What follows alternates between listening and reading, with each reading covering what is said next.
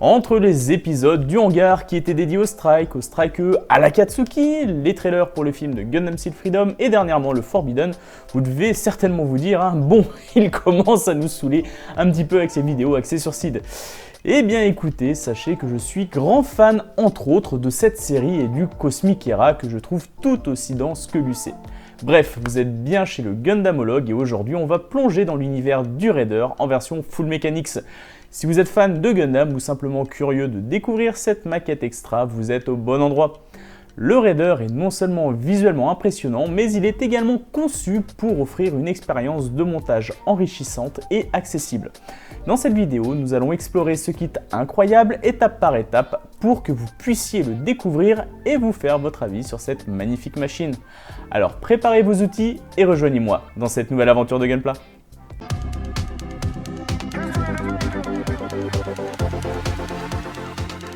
Comme d'habitude, n'oubliez pas de mettre un petit pouce bleu si vous avez aimé cette vidéo, de vous abonner pour ne rien manquer des prochaines et de laisser un commentaire pour partager vos avis et suggestions. Allez, on commence.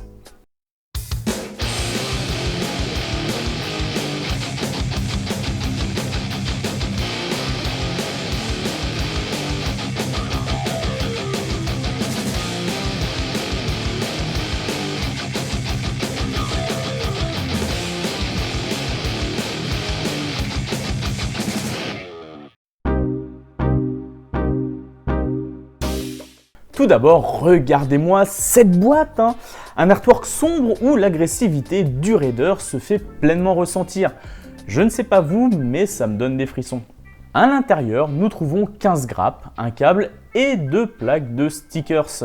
La qualité du plastique est excellente, sachant que le kit date de 2022. Je dois vous avouer que j'ai eu quand même quelques frayeurs au sujet du rouge à la vue de mon expérience avec cette couleur qui a tendance à marquer. Et pourtant, il n'en a rien été. D'ailleurs, la couleur qui a marqué n'était pas du tout celle à laquelle je m'attendais. Bah oui, Est-ce que vous vous attendez, vous, à voir un gris qui marque lors de la phase d'assemblage? Pour continuer sur les grappes, comme d'habitude, et c'est tout autant dommage, Bandai ne privilégie pas l'Undergate, alors que vraiment, on a des marques moins chères qui le font. Passons maintenant à la notice de montage. Traduite en anglais, les instructions japonaises sont accompagnées de l'artwork de la boîte en couverture. Elle fait 24 pages avec les pages 18 à 22 consacrées à la transformation du MS en mode Mobile Armor. Et heureusement parce que la transformation, non pas qu'elle soit compliquée, mais elle est un petit peu chiante sur certains points. L'avant-dernière page, comme d'habitude, est dédiée au décalque. Le montage a été très agréable avec un plaisir particulier pour le backpack que je trouve vraiment hyper stylé. Les étapes s'enchaînent parfaitement et voilà le résultat, un kit qui a de la gueule. Avant de passer à la suite, un petit rappel du matériel que j'utilise pour monter mes kits. Un scalpel, une pince de précision, une pince Godend SPN 120, un Gundam Marker GM300 Eraser, un Gundam Marker GM01 Black et enfin un Gundam Marker GM301 Black.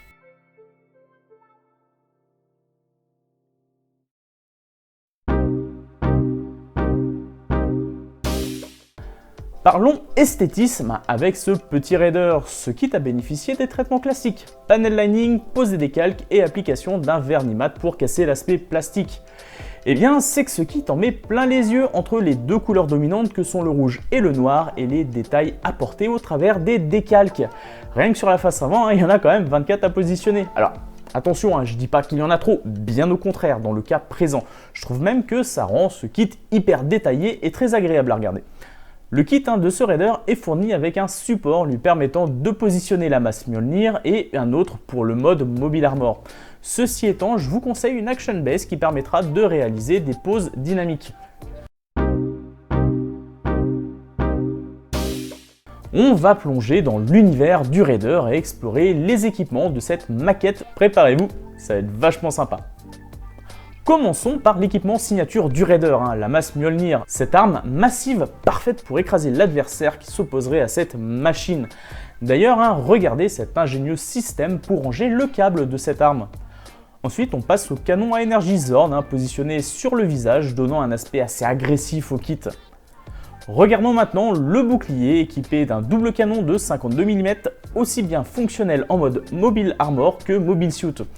Notez d'ailleurs qu'il est possible de le tenir comme un fusil ou bien de le positionner sur l'avant-bras comme un bouclier. Bon, perso, je préfère la deuxième possibilité que je trouve quand même vachement plus classe. Une fois passé en mode Mobile Armor, nous avons 3 nouveaux canons disponibles. Un canon automatique de 80 mm au niveau du nez et 2 canons automatiques de 76 mm dans chaque épaule. Et pour terminer, dans ce mode Mobile Armor, les griffes, en plus de permettre de saisir les adversaires, laissent apparaître un canon à plasma de courte portée. Ces équipements rendent le raider fatal dans les opérations de type hit and run où il ne laissera aucune chance à son adversaire. Au niveau des articulations, ce raider sait se plier en 4 et c'est peu de le dire. Commençons par la tête, elle peut pivoter à 360 degrés, permettant des poses dynamiques. C'est exactement ce que l'on souhaite. Passons maintenant aux épaules. Elles peuvent se déplacer dans presque toutes les directions, en avant, en arrière, mais également se soulever ou s'abaisser. Et c'est d'ailleurs un point nécessaire pour la transformation du kit en Mobile Armor. Bref, ici clairement tout roule. Les bras du raider sont également très bien articulés. Il dispose d'une double articulation au coude mais aussi au poignet, permettant de réaliser de multiples postures. Le torse va d'avant en arrière sur une marge assez limitée. Du coup, ça va éviter que ce kit se tourne dans tous les sens avec les ailes qui se trouvent dans le dos. D'ailleurs, petit coucou au backpack du Forbidden qui faisait faire un sacré tour de rein au Gundam. Bon, sinon ça bascule correctement sur les côtés sans être extraordinairement flexible. En même temps, c'est largement suffisant. Par contre, la rotation du bassin est assez limitée à cause des griffes rangées dans le dos et rattachées aux hanches. Les hanches cachent donc ces 2 griffes qui peuvent complètement être déployées vers l'avant avec une articulation que je trouve plutôt aboutie. Les jambes de ce raider offrent une grande flexibilité. Les articulations aux genoux et aux chevilles permettent des poses variées, des positions accroupies, au saut dynamique. Enfin, les pieds sont bien articulés, assurant une stabilité parfaite pour toutes les poses. Ils peuvent aussi s'incliner, se tourner, permettant de recréer des poses d'action intenses sans compromettre l'équilibre du modèle. Au global, ce kit est vraiment très bien articulé et respire la solidité. Pour terminer, abordons la transformation du Gundam en Mobile Armor. Bon, autant cela peut paraître simple, autant comme je vous disais en tout début, certains points de la transformation, je les ai trouvés assez chiantes. Je commence donc par faire pivoter la tête en la faisant rentrer dans le torse. D'ailleurs, la manière de ranger la tête est vraiment bien foutue. Maintenant, je fais pivoter les canons rangés dans les épaules.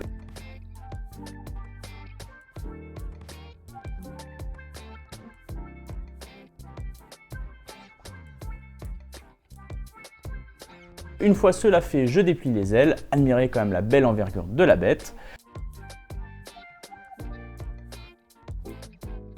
Là, la partie que j'ai trouvée, on va dire, la plus chiante, la moins sympathique, c'est le fait de déplier les griffes. Alors clairement, c'était la partie la moins cool, comme je vous le disais, de mon point de vue au niveau de la transformation.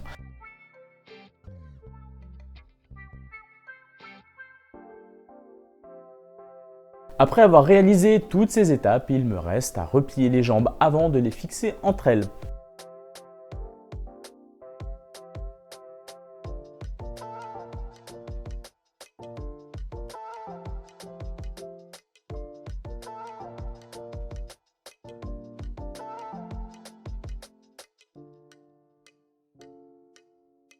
Pour terminer, je positionne le bouclier et la masse.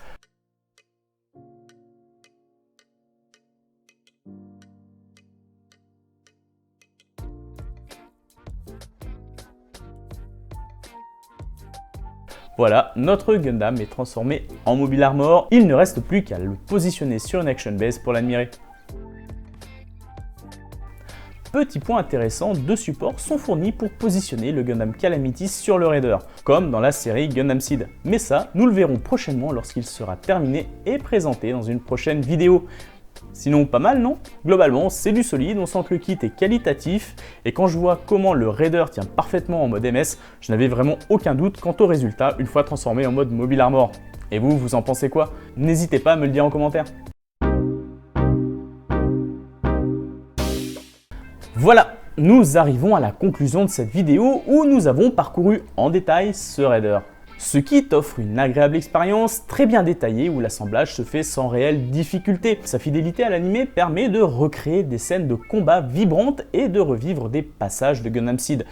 Dans cette famille des Full Mechanics, le Raider se classe comme son comparse, le Forbidden, parmi les meilleurs en termes de qualité de construction et de détail. D'ailleurs, et soyons francs, je suis sur le cul de voir une qualité pareille et une proximité avec l'EMG telle que l'on pourrait parfois en oublier que ce kit n'en est pas un. Malheureusement, la qualité des décalques et des stickers nous rappellera que nous ne sommes pas dans cette gamme qui est pourtant à portée. En conclusion, pour une soixantaine d'euros, nous sommes ici sur un kit vraiment appréciable et qui offrira des heures de plaisir et une pleine satisfaction. Comme quoi, il reste encore certains kits qui, sans être à des prix délirants, permettent d'avoir un rendu très qualitatif. Merci à vous d'avoir suivi cette vidéo aujourd'hui. N'oubliez pas de mettre un petit pouce bleu si vous l'avez apprécié, de vous abonner pour ne rien manquer des prochaines et de laisser un commentaire pour partager vos avis et suggestions. Quant à moi, je vous dis à la prochaine pour un nouvel épisode. Salut!